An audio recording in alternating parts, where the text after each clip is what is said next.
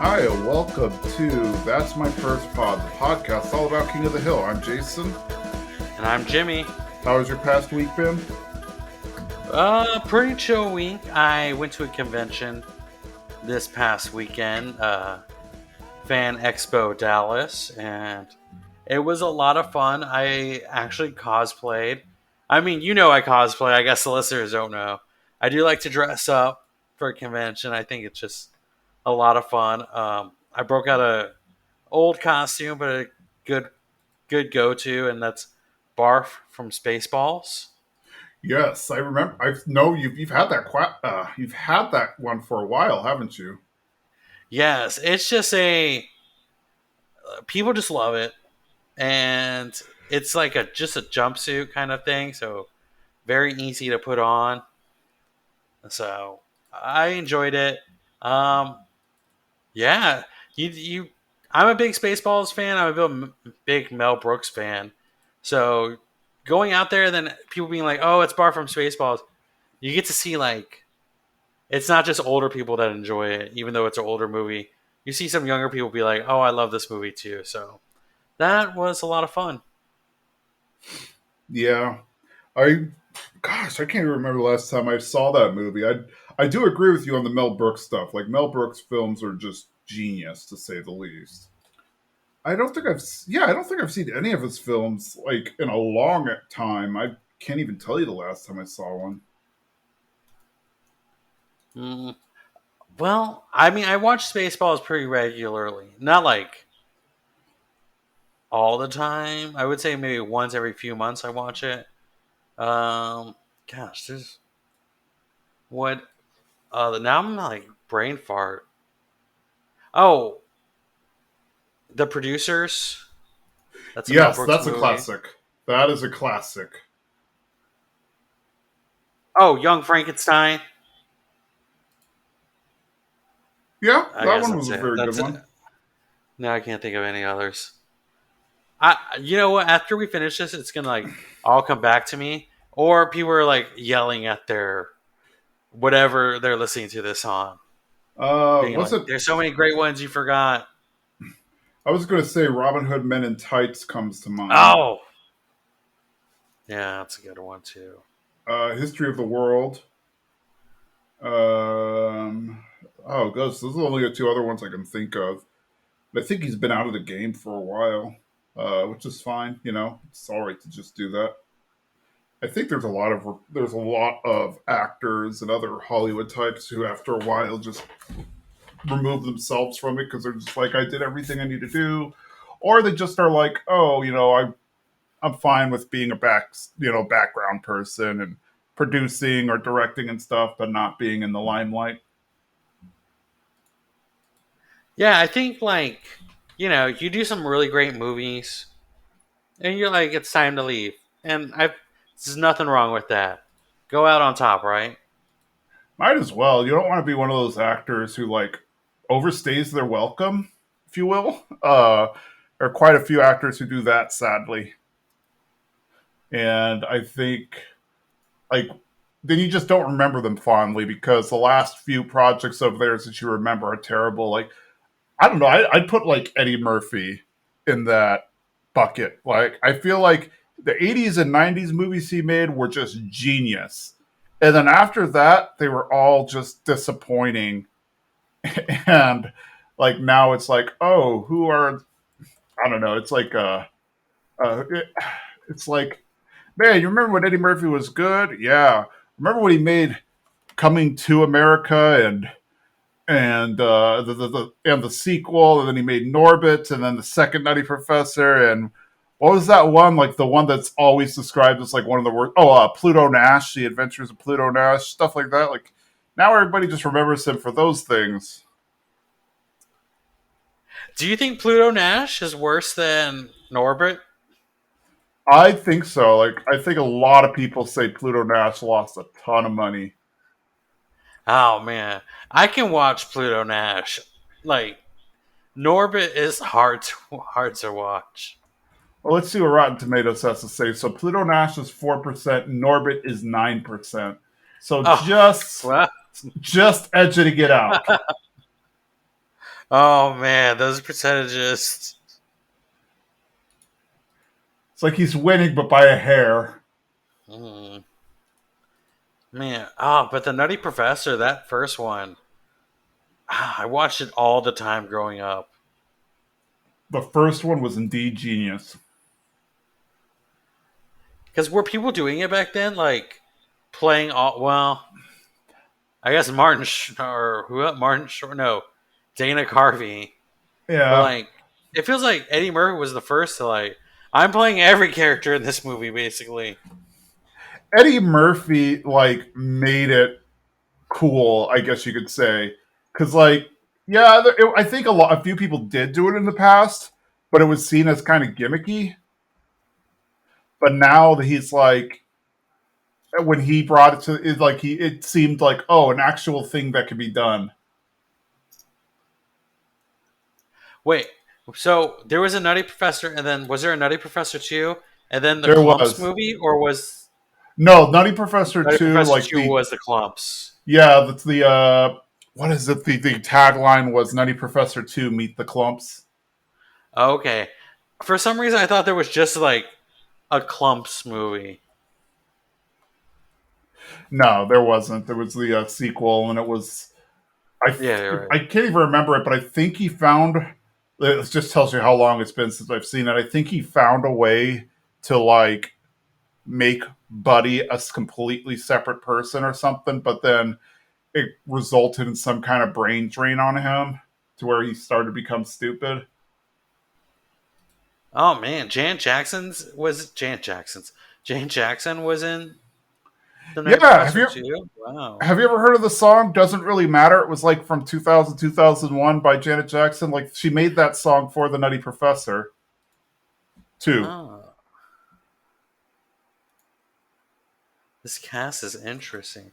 Wanda Sykes, I like that. Mm-hmm. That's about.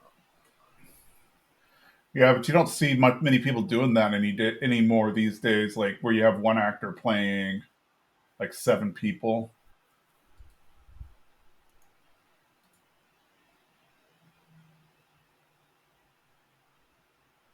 which No, might be a man. good or No. bad thing. I don't know. If anyone I want to do that now, it's gonna be like Jason Statham. He can only play one person, and that's Jason Statham. But yeah, but we put wigs on him, and I feel like that's the accomplishment. I guess, yeah. See, he's one of those actors that I can only see doing like one role. Like every Can movie, you imagine? he's Jason Statham in every movie. It doesn't matter what film you put him in.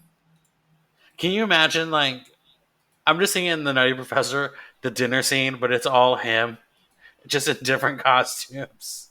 Mm-hmm. That would be pretty funny. I feel like Jimmy Fallon could have done it back in the day. Yeah, I guess so. I don't think so now, but I mean, maybe like right after SNL. I think. Yeah, I think now he's too like what's the word I'm looking for? He's too sterile in a lot of ways. Like I feel like that's kind of the side effect of hosting the Tonight Show. You become super like sterile and clean, and it's hard to imagine you doing anything really after that. Oh my gosh! You know who was the SNL cast member? He would like do Bill Clinton.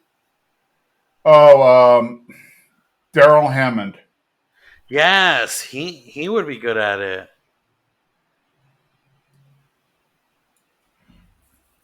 He might be. I mean, I've always liked him as in the movies there and all the works he's done. He has a wide berth of characters he can do. Same thing with like Jay Farrow. They can have him doing like you know when he was on SNL and he did like the not the rapper convention, but he did like the secret comedian black comedians meeting or whatever, and he did like the voices of all the comedians. Oh yeah, was that on a Weekend Update Yeah, it or was was on a that a weekend skit? update. Okay, yeah. And then like he ends up saying, and then Bernie Mac was there, and he's like, wait, Bernie Mac was there, and he's like, okay, you got me, I'm making it all up. Yeah, because Bernie Mac's been like, God rest his soul, has been dead for like 10 years. What a like. I love me some Bernie Mac too. But yeah, that was funny. Like that's when Dave Chappelle hosted. I think Jay Farrell was already off the show. I might be wrong, but I was like, when Dave Chappelle hosted, I wanted them to bring Jay Farrell back just so that he could do a present Dave Chappelle impression. It's like the one sketch they do where Kevin Hart goes to meet with like an old flame played by Leslie Jones, and he's like, "You've got a son," and then what's his face?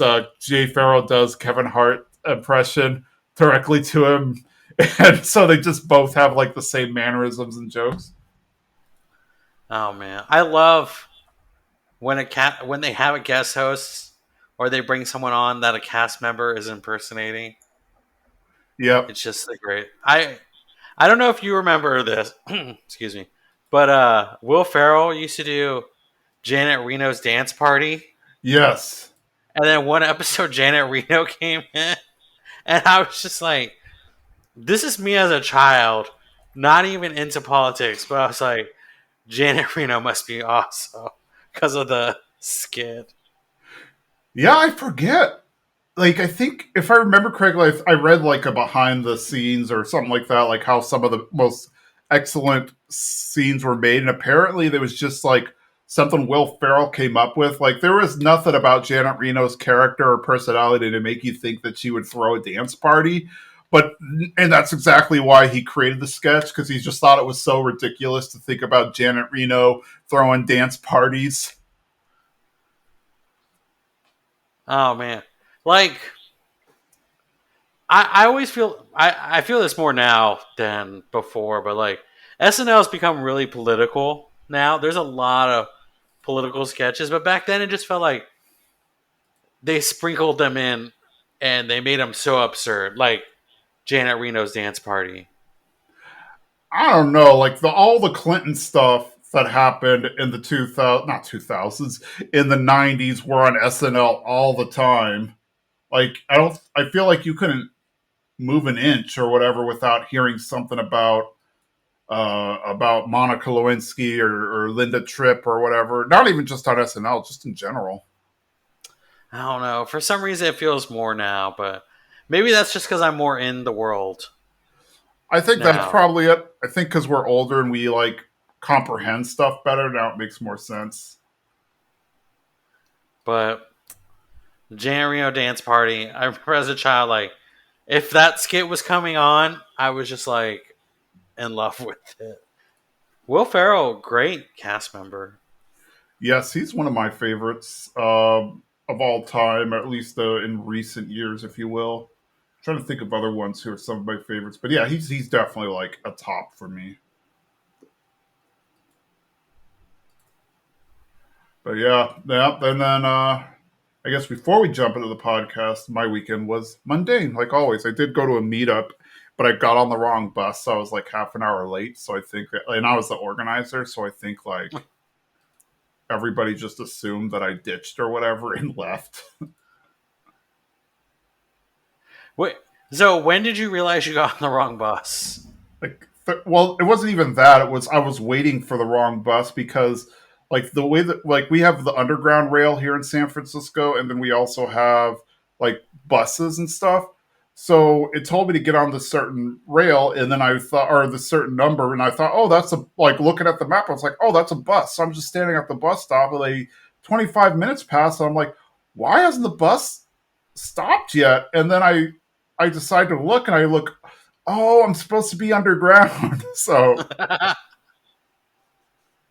Oh man. And I bet you're already like, oh, that feeling of when you're late, you know? yeah. Oh man. I cannot imagine. Other than that, I just enjoyed the time off, played with the dog, all that stuff. Always great. Yeah, but I also watched King of the Hill, which is something I mean, let's be honest, I do that all the time, but I also did it just for fun and for this podcast. So let's jump into this one. Man Without a Country Club. This is oh gosh, it's like season 6, I want to say. And it is pretty. It is pretty good because it's a very con-centric one, if you will. And I think it kind of goes a little bit more into his psyche and whatnot. Also, I feel like it's completely unrealistic, just virtue of the fact the whole thing is based on the idea that there's like a country club in Heimlich County, which it's not a real county, but all indications seem to point to the fact that it is a very like rural or small county. But apparently, they have like this whole golf course that's just like Asian people, which is just I don't know. I feel like the demographics in Heimlich County wouldn't be there, but who knows? I might be wrong. I might be proven wrong. I'm all right with that. It feels not just Asian people, but like a lot of them are Laotian. Yeah. Well, and they also mention all the different Asian people that are there, and I'm like, I honestly wondered if like any Asians had anything to do with writing this because like they kind of wrote down the idea that like oh they're all Asians and Asians like each other and Asians are Asians and stuff. So like you know it's all these different kinds of Asians at this country club who are liking each other, and I'm like I've been around different kinds of Asians and I don't necessarily think they like each other in that way. I don't know. I don't see a bunch of and granted, maybe it's a necessary thing, like because they're the only ones of that demographic in the area, they create like a necessary alliance or something. But yeah, it's like I just don't see a lot of like you know Chinese immigrants and Korean immigrants wanting to hang out, like not in mass like that anyway. But I could be wrong. You know, I could be wrong. That's just been my observation. It's even like a Russell Peters joke where he talks about how white people get a bad rap for being racist because like nobody can be as racist as us. He's talking about Indians and Asians, and he's like, because we don't even like each other. It's like, you know, you might, you'll see a white guy who's like, oh, where are you from? Montana? And I'm from Kentucky. Oh, let's go have a beer. Whereas like an Indian will be like, oh, where were you from? Are you from India? What part? Oh, no, not that part. You get away from me. Yeah. So I don't I know. don't know. Yeah, I don't know, but I do know that this episode has. Anytime I think of King of the Hill, I think of a joke in this episode, and I'll let you know when we get to it. Yes, there are quite a few But good ones. But this one yeah, I always think of. yep. Well, So let's jump to it then. So the episode starts in Ink's backyard.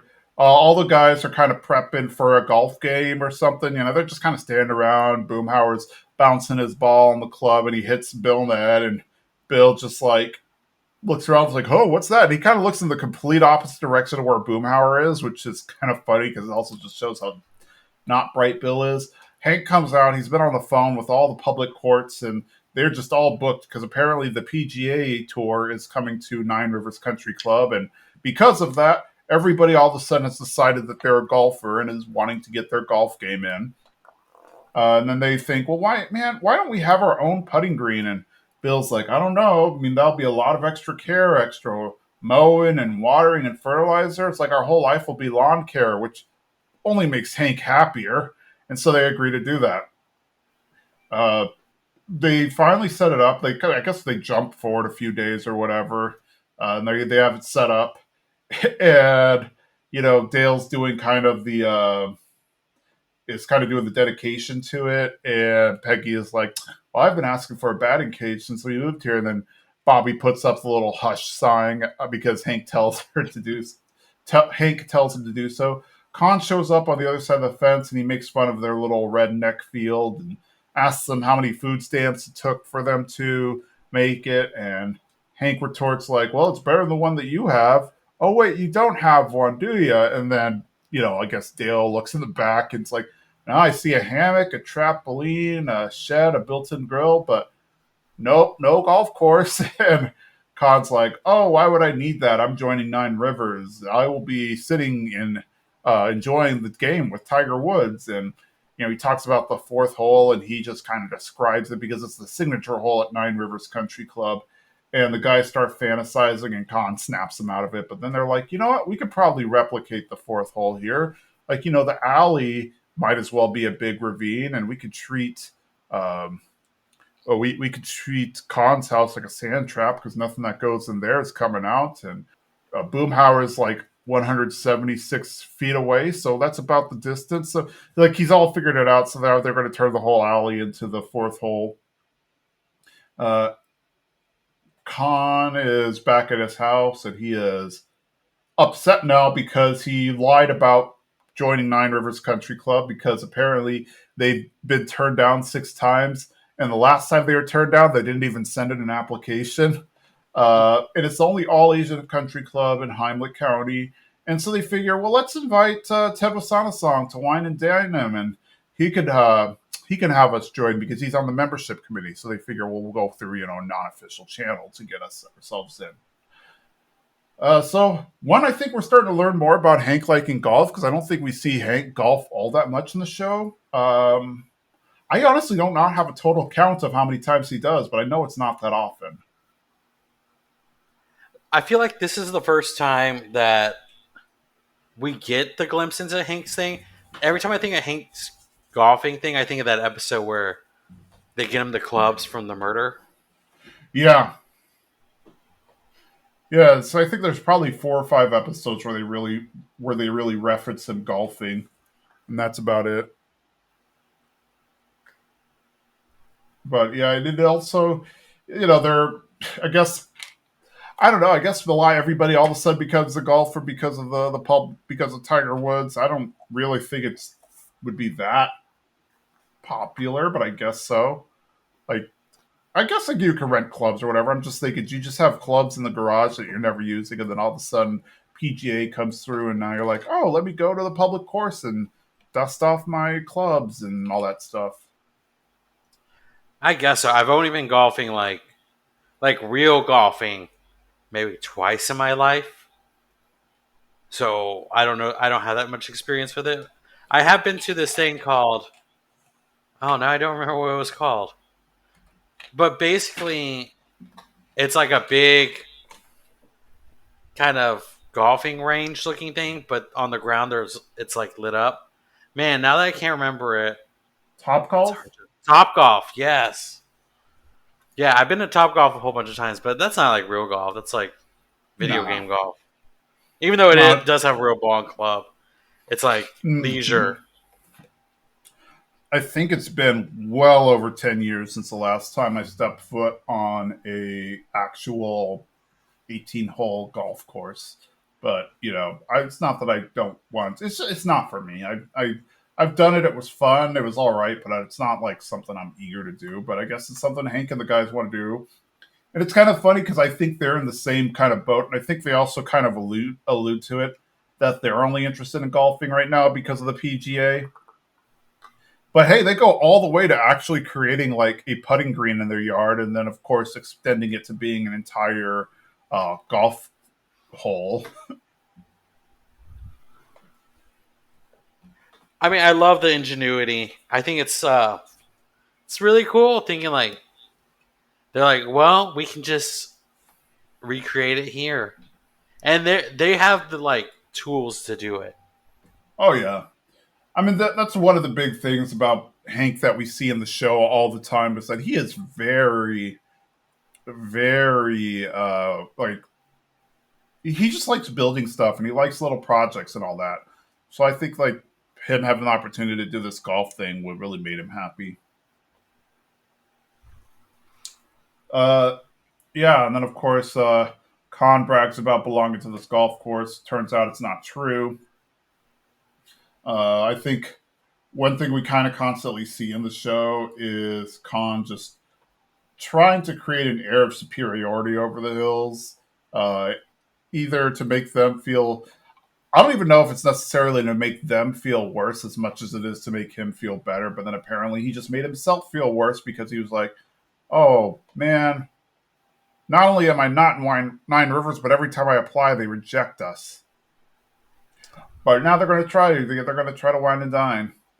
Uh, a few fun things happen when the guys are golfing before we jump into the con. So like at first, Dale is like, "Hey, if I hit the ball and then it's grabbed by a bird, and the larger bird grabs that bird and then drops the ball into the hole, is that a hole in one?" And then Hank's like, "It only happened once. What are the odds that it's going to happen again?" And then of course we see another point where Bill, I guess they're using like the as kind of like bunkers, or I guess that's a proper term. They're using the garbage cans. Is that so? I guess a garbage or a ball fell into one of the garbage cans, so we just see Bill standing in the garbage can and swinging, but obviously the ball's just like ricocheting off the edge of the can and not going anywhere. So then we just hear Dale say like eight and just counting down all the swings. So we see Kahn's house. Ted and his wife pull up, and they're Ted's upset. It's like, why couldn't you just say we had to pick up our uncle from the airport? You can clearly tell that they do not want to go have dinner. At the very least, Ted doesn't. But then his wife is like, oh well, we've been banning Shane from dating Connie, and this is a good way to remind ourselves why. Which is kind of a funny thing because of we know that Kahn would love for Connie to be with Shane. But anyway, Kahn and Min, as we could expect, are really super nice and kissing up and everything. Uh, and they're really trying to like make it look like they're richer than they are. Like at one point, Ted is like, "Oh well, the alarm in my Mercedes is on the fritz. Is it safe for me to park on the street, or should you move your car and let me park in the garage?" And he Khan's like, "Oh well, the only crime here is the rise in taxes due to soaring property values." And then they're inside, and he's Khan saying, "Oh, I heard a funny joke takes place at Nine Rivers," and Ted's like, "Oh, we're members there," and then he's like, "Yeah," and then Ted's like, "Well, what's the joke?" And he's like, "Oh, well, Min's the big joke teller in the family," and Min's like, "Oh, well, man walks into the bar. It's Khan. He is so successful. Oh wait, that wasn't a joke. That actually happened." I mean, they're really trying to get them. They make him filet mignon. They take him out to the lanai to have drinks and some Cohiba cigars and all that. And he gives a bunch of the cigars to Ted, and it's like, yeah, we can go and smoke this at your private humidor in Nine Rivers. And it's like, oh, that's, for members only. And then Khan's like, I see where this is going. And then he's like, it'd be my honor if, and then all of a sudden, a golf ball comes and breaks the glass. And Khan gets super mad, runs out to see the hills, and is like, "Hey, you broke this. You need to go to Williams Sonoma and get another one." Hank's just like, "It was just an accident." And Dale's like, "If you didn't want this stuff to happen, you shouldn't have bought a house on a golf course." Which is okay. That's a very Dale response. And then Ted shows up, and Khan's like, "Oh, these hillbillies tried to make a crass replica of the fourth hole." And Ted is like, you need to do this move or whatever if you're going to golf to make it against this wind. And Hank's like, "Oh, I didn't know a lot of people could do that, do a shot like that." And they kind of hit it off with Ted a little bit, and Ted offers Hank a cigar, and Hank's like, "Oh, don't mind if I." And he looks at it, he's like, "Oh, you probably didn't know this, but this is Cuban. I'll go ahead and destroy it." And then Ted kind of laughs and invites Hank to Nine Rivers and tells him to bring a friend, and uh, they get a 9 o'clock tea time for the next day, and then Ted and Cindy leave, and they just say bye to Kahn, but they don't offer him a time to play. And as they're walking to their car, they're talking about how they finally found their white guy and how Hank is super white. I think that my favorite thing of this part is the fact that you can tell that it's just angering Kahn because he wants, on one hand, he has a superiority complex. He wants to believe that he's better than his neighbors. Like, I he lives in the exact same neighborhood as everybody else and stuff, but he still has this need to pretend that he is somehow better than the rest of them. And then to have Ted Wasana-song invite not him, but Hank, a guy he doesn't even know, really just you can see how it eats up at him. I don't know. I always find this fascinating about Ted that he's kind of a jerk just in general, but he's like a really great businessman. he sees Hank and automatically is like, I need Hank to join. And he's like it's kind of like the reverse of like what Khan's doing to him.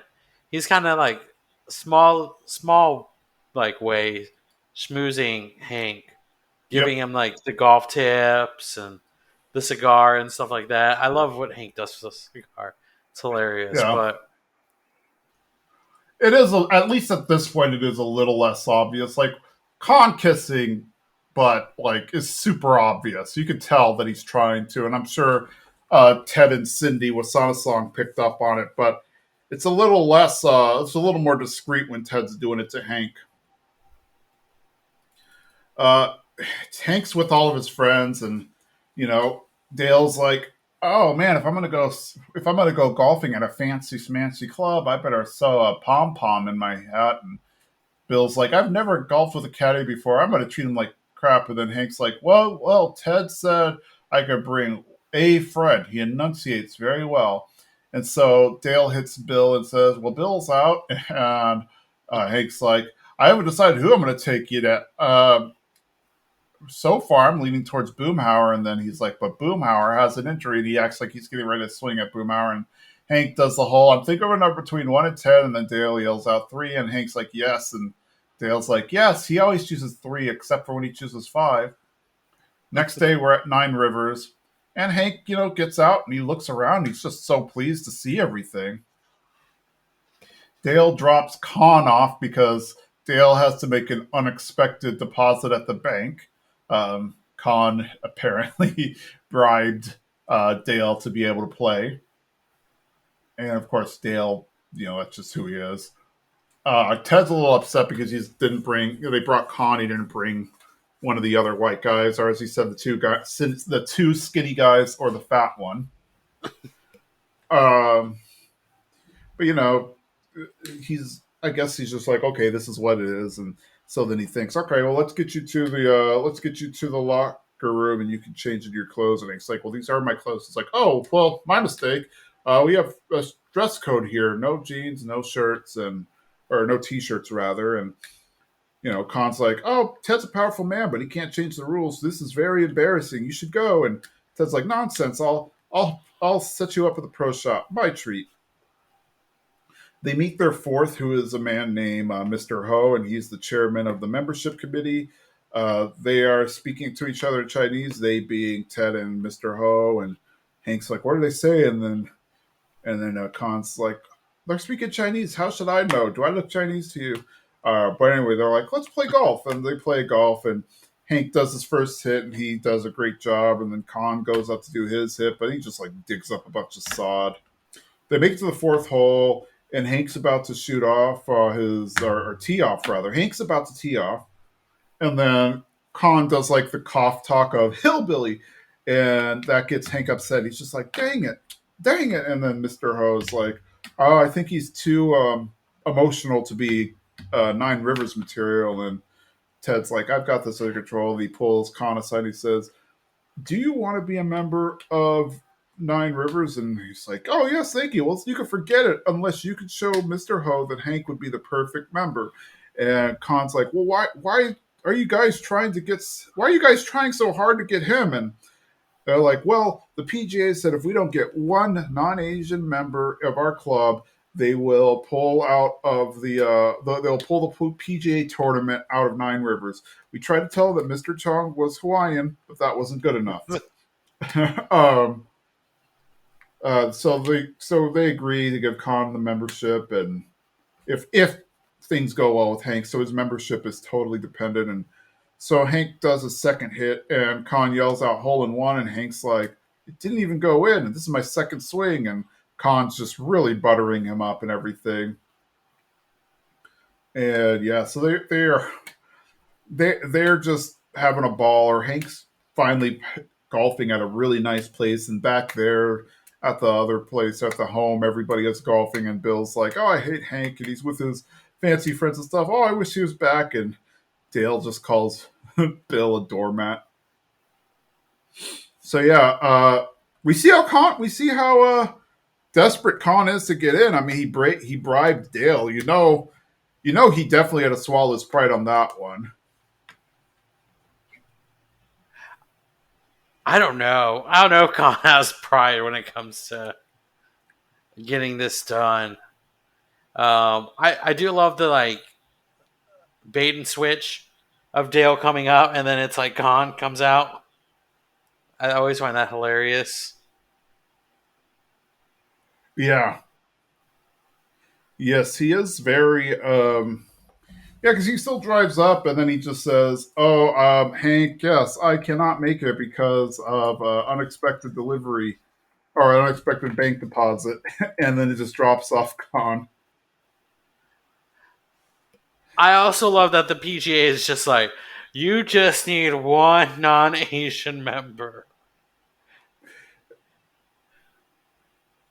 Yeah, it's also kind of weird when you think about it. Like they couldn't find one non-Asian in the whole. Like they had to go all the way to Hank to get one. I find it hilarious that the PGA is like, you need one, but then they already agreed to have the tournament there. Maybe they didn't know at the time. I don't know. Then, like when they started to look into it, they realized, oh, and so then they made that they gave them that ultimatum. But it's also hilarious. Like, there is no subtlety in Khan. As soon as he finds out that this is his mission, so he can join, he's just like you were saying, like he's like hole in one, hole in one. Even though it wasn't a hole in one, because one, it was his second hit, and two, it didn't even go in. So, but yeah, he's you could tell that Khan's just had an entire 180. He went from I hate you guys to oh, you're my best friend ever. So back at the club, they're all sitting and drinking and stuff. And there's a subtle thing I noticed that maybe you have to maybe you only have to watch it on a second or third watch or something. Like almost all the wait staff and bartenders are white at the club, even though like all the members are Asian. So it's just kind of an interesting factoid there. Hank is happy because he's like, "Oh, thanks for going to the 7-Eleven to pick up my brand of beer." And Ted's like, "Oh, this is the level of membership that we, or this is the member of service we give to our members. I guess this is our clumsy way of asking if you could join." And Hank's like, "Well, I'd love to, but I can never afford." And Ted's like, "Oh no, this is very competitive. What do you pay for? What do you pay at the public course?" And he's like, "$11." And our prices are competitive with that. But then Hank's still like, "Oh, but isn't this an all Oriental club?" and then of course Ted like indirectly corrects him. It's like all Asian. Well, no, I mean not by design. See, the founder was a hot sauce tycoon from Vietnam, so it's clearly like a reference to sriracha, I believe, and it becomes even clearer that he's making the reference that way later in the show, or I guess the in-universe version of um, sriracha. But anyway, they're like, yeah, so he moved here and he wasn't allowed to any country clubs, so we started to invite his friends, and they invited their friends, and so it kind of accidentally became all Asian. And it's like, oh, so it's like a bowling night on Tuesdays with the locksmiths and whatnot. But Hank's still upset because he doesn't know anybody. But Khan says, "Oh, but you will make friends. Everybody comes from different backgrounds: Laos, Cambodia, South Korea, Vietnam, Thailand. But we're all here for our love of golf." And so, I guess that turns Hank a little bit. We see at Khan's house, they're kind of standing and they're waiting because apparently, like, it's such a nice place that when you get your membership card, like, they actually come in person and deliver your membership to you at the door. And so they're looking for a black car, but they see one go by and it's like, oh, it's just a hearse. We're looking for a black Continental. That's where Mr. Ho will be, and he'll come and he'll give us our membership. And it's all obviously dependent on Hank saying yes. And car calls up, so Hank must have said yes. And Hank's at his house, and Peggy's upset that they joined an all Oriental club, her words. Um, and which is kind of funny because, like, I think, granted, I don't know when this was made back in 2000. I don't know if it was like common knowledge that it was not a proper term to use to describe Asians, but definitely nowadays we know that you don't describe Asian people as Oriental. Things can be Oriental, like a rug, but not people. But it is kind of funny. And then Hank's like, "Oh, but it's not about being Asian. It's about loving golf. And we've been invited to the special PGA dinner tomorrow." And Peggy's like, "What I'm about to say might not be politically correct, but this whole thing seems off." So I guess Kahn managed to get Hank to join, which is something. Hank pointed out that one, it's probably too expensive, which obviously it is. Like, I don't know if you're familiar with country clubs, but they can be up there in price depending on where it is and what kind you join and who the membership's for. Like, if it's a solo membership versus like a family membership or something. So he's not wrong about that. Like, even in a small town, it's probably not going to be cost efficient. I wonder, do you think they're going to kick him out after the PGA tournament? Maybe. That probably was their plan the whole time. I don't know. I was just thinking about it right now. I never really thought about it. They might, but I feel like they probably want to keep up appearances. Just the year, I guess. Yeah, like they might keep give them a year or two, and then like on renewal they'll be like, "Oh well, okay, we need you to start paying," and then he'll be like, "Oh, I can't afford that," and then he'll quit or whatever. Like I think they're my guess is they figure the losing out whatever money it is to get Hank to join is, and yet all the prestige they'll get for hosting the PGA, it'll be worth it. That's my thought anyway. I do think Hank is genuinely wanting to play golf there, though. Yeah, he is. I agree. Well, they go to the dinner the next day, and everyone's just so interested to see Hank. Ted sees Peggy, and he's like, "Wow, Mrs. Hill, you are really hot." And Peggy's, appreciative of. They go to the ballroom, and Ted's like, "If I had a daughter, this is where they would get married to your son." And as they're walking through the ballroom area, our Kahn is and Min are at a membership table, and Hank is like, "Oh well, I should be sitting there because I'm a new member too." And then Ted's like, "Oh, in a minute, I want to introduce you to some people from the PGA." And he Hank jokes too. He's like, I'm a member of the PGA as well, the Propane Gas Association, because that's what I do for a living. I sell propane and propane accessories. And then Ted kind of half-heartedly laughs. They go up to the front, like on the dais of this dining room or whatever, and they introduce Hank to everybody there, like Mr. Ho and Mr. Tran, who's the founder. And Peggy's like, "Oh, you look much younger on the label," and he's like, "There's a rooster on the label." And Ted's like, "Oh, well, that's just a joke. You'll learn that the Hills have a wicked sense of humor."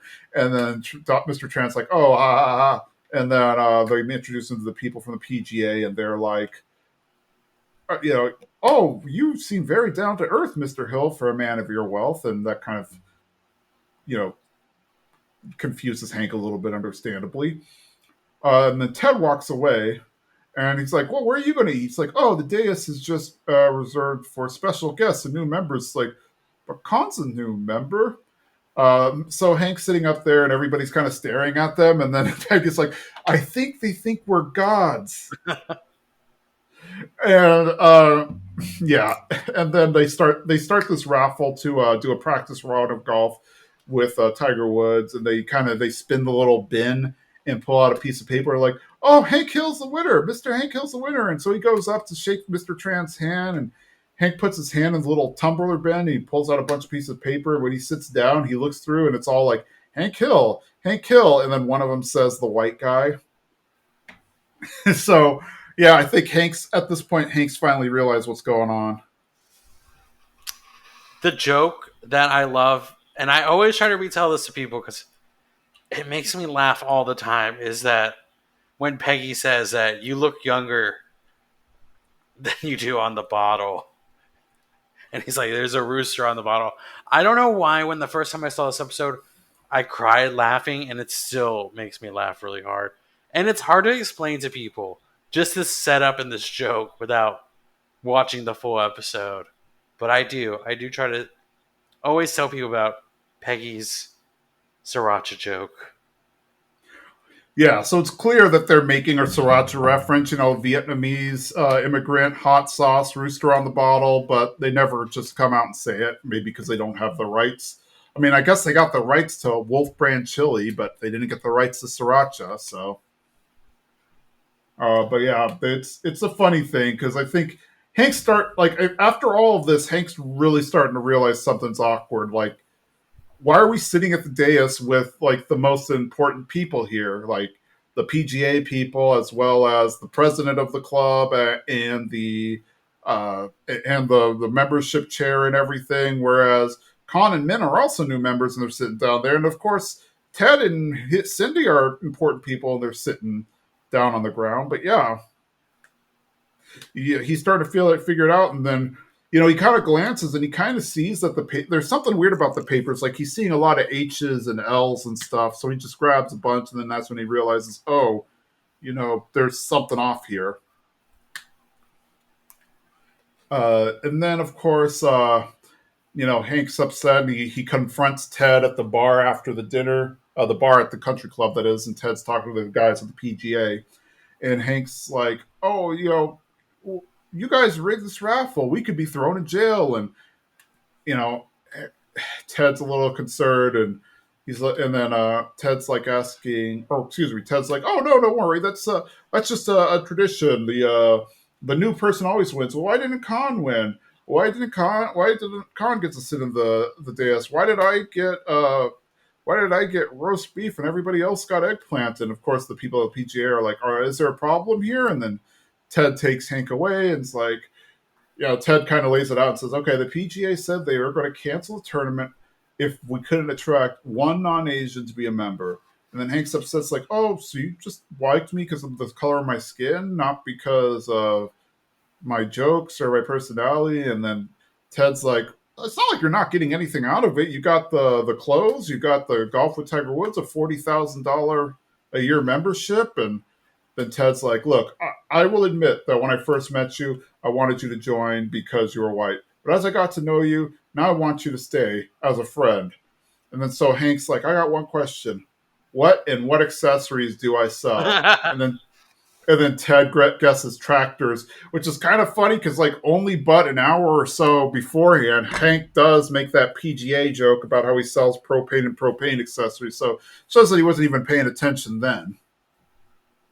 Like it should be somewhat fresh in his memory. We go to Hank's house and Hank talks to the guys and he's like, yeah, I just couldn't stay there. Even though it had the best zoysia grass, it didn't have you guys. Also, doesn't have the greatest kikuya grass, which is, I guess, what they have. And then Dale also makes a comment that Hank used to sell tractors, so he was technically correct. And then Hank's like, well, yeah, but Ted didn't know that.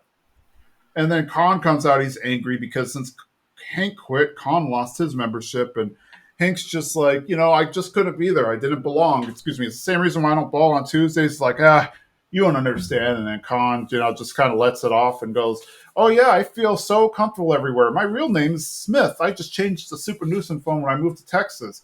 And that's when Hank kind of has a realization. We cut over to Kahn's house, and he's meditating, and Min's trying to help him forget about Nine Rivers. And he's just super upset. He kind of he halfly jokes, like I'm sure he's also being kind of serious too, where he's like, "Oh, I should just leave you and marry somebody who's already a member." Then they hear a knock at the door. It's Hank. And at first, Kahn doesn't know what's going on. He's like, fine, you can play through. And then Hank's like, no, we got something to give you. And then Kahn's assuming that means he's going to beat him up or something. But then Hank gives them a Rainy Street Country Club golf shirt and invites them to join their country club where the dues are a six pack every 18 holes. And Kahn accepts it, but then he jokes about kicking Bill out. And then the episode ends. I think my favorite thing in this episode is the end when Hank realizes, I guess Hank has a realization of what it's like to be like Kahn, I guess, like in the sense that Kahn wants to be around Asians and whatnot, or be around people like him because he doesn't necessarily feel comfortable because he's so different than everybody else in Texas and he couldn't get in. And now he doesn't feel like he has a place where he belongs. And then Hank, because Hank was in a place where he felt very uncomfortable and very out of place, he now understands how Kahn must feel and invites him to join their country club. I think like that's very heartwarming to me. It's not, it's not like he solved racism or whatever, but it's also like, he did a good thing. He helped he helped somebody in need. He identified somebody who had a problem and helped them out. I do mean Kahn is not making it easy for him though. No. Hank is realizing that what makes Kahn a lot of the way he is that he feels very out of place and uncomfortable. And I think his behavior is just him trying to overcompensate, I guess you could say, for it. Like, sometimes I say, like, with like narcissism, for example, people say like people who are actually narcissistic have actually really low self-esteem in real life because they think so low of themselves that the only way that they can feel good about themselves is to constantly pump themselves up and put other people down and whatnot. So I think Khan definitely fits uh, into that bucket. I do like he wants to kick Bill out though. You know, you gotta make it an exclusive club. Well, it's only the guy for what is it, the only five guys. That's pretty exclusive. Yeah, but think about if there was one guy on the street that wasn't in the club. It's That's very true. exclusive. You have a valid point, but yeah, I think it. I mean, it's still to me heartwarming. Like it's not obviously it's not the most heartwarming thing to has ever happened, but it's still really nice. Yeah, this is a great episode. I do love when everyone on the street really kind of comes together really nicely, and it always feels like Khan is trying to go against Rainy Street, or he wants to stand out, or like you said, he think he wants to feel better than them. But I love there's always these moments where Khan is a part of this street, and like at the end of this one, they all come together, and it is lovely to see all five guys with Khan out there and doing their thing. Yeah, and I alluded to it in the previous episode that one of my friends and I got into I want to say an argument, more like a discussion or debate about this episode, because I guess so. My friend, he's half Korean, half white, and his argument was that the show, like one of the reasons he doesn't like King of the Hill, and in particular this episode, is he believes that it makes Asian people look bad. And granted, I'm not Asian, so I can't, I'm not going to speak for what makes an Asian person feel good or bad about it. But like to me, I felt like it didn't. Like I don't think. I guess you could say yes. It is an unfair stereotype that Asians are money chasing and whatnot, and that's exactly what Khan is. But I also think like Khan's supposed to be a deeper character like that. Like the reason, because it comes up in many episodes, the reason he behaves that way is because he just doesn't feel like he's supposed to be. He feels like he's supposed to be better, and then he also makes like a reference at one episode or two episodes actually about how he is Asian and people expect things out of him and for him to be a certain way and whatnot. And I guess that stress pushes him. So I don't know that that necessarily makes Asians look bad, but I mean, also there's, I think it just happens to be the way it worked out for this episode because they have Khan as a neighbor. But there's also, I think, there's like an old Jeffersons episode where George is invited to an all white country club for largely the same reason because they need to attract one non white or one non white member.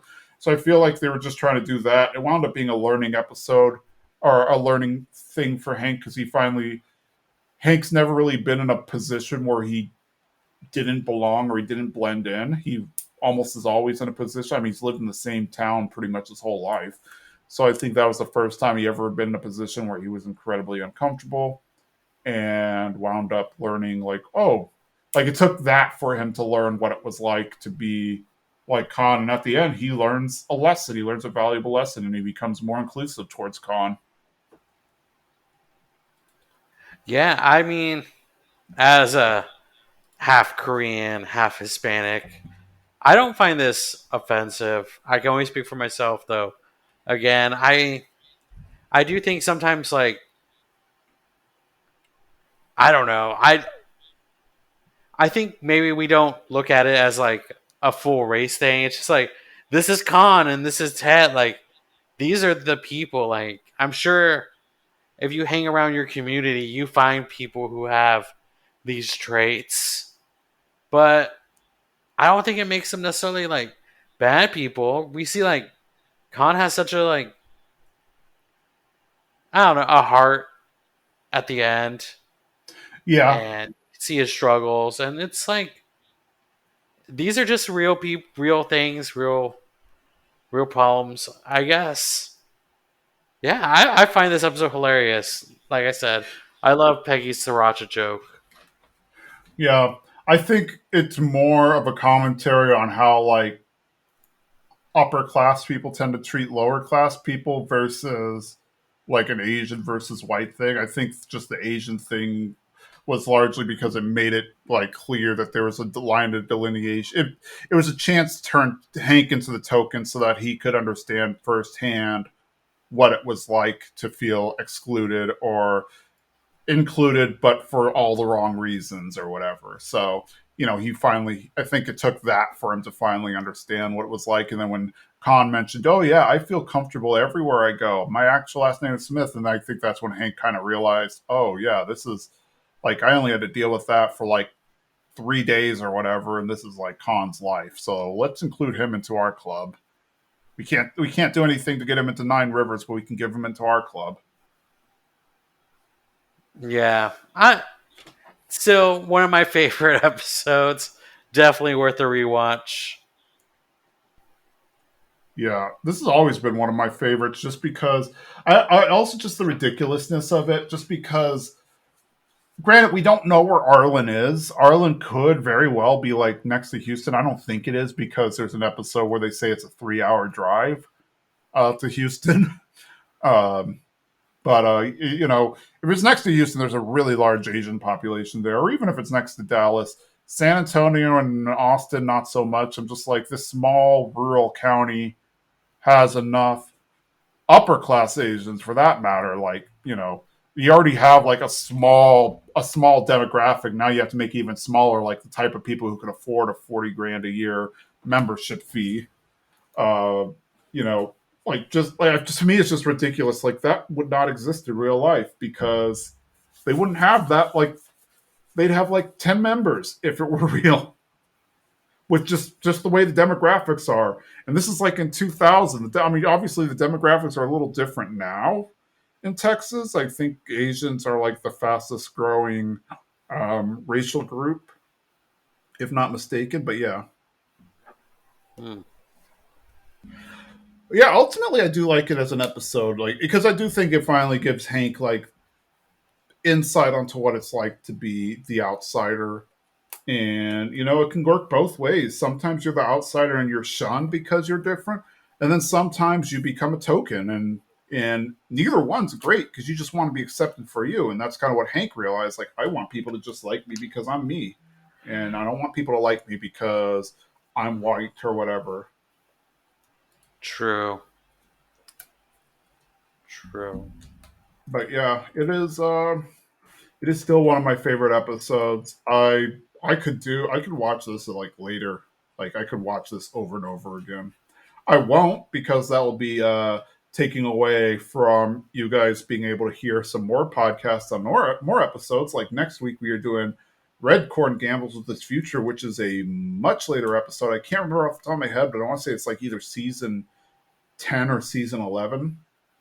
But yeah, we will be handling that one next. And that one, as you can guess from the title, is a very John Redcorn heavy episode. And while I don't like a lot of the later episodes, this one I actually like a lot and has some of my favorite quotable lines. So I'm looking forward to doing that.